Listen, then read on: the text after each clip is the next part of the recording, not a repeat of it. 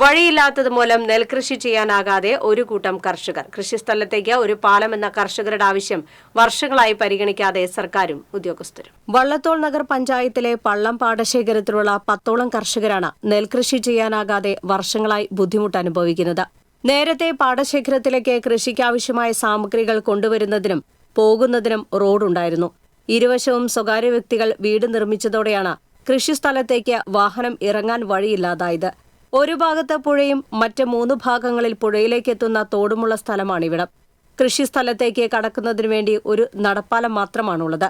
ഇതിലൂടെ തലച്ചുമടായി കൃഷിക്കാവശ്യമായ സാമഗ്രികൾ എത്തിച്ചാണ് കർഷകർ വർഷങ്ങളായി പച്ചക്കറിയും വാഴയും മറ്റും കൃഷി ചെയ്യുന്നത്.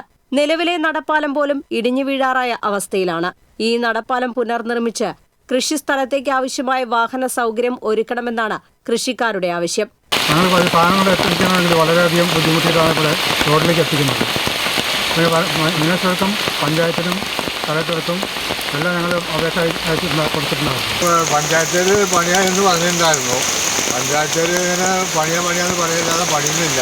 20 ഏക്കറോളം കൃഷിസ്ഥലമാണ് വാഹനം ഇറങ്ങാൻ കഴിയാത്തത് മൂലം നെൽകൃഷി ചെയ്യാനാവാതെ കിടക്കുന്നത്.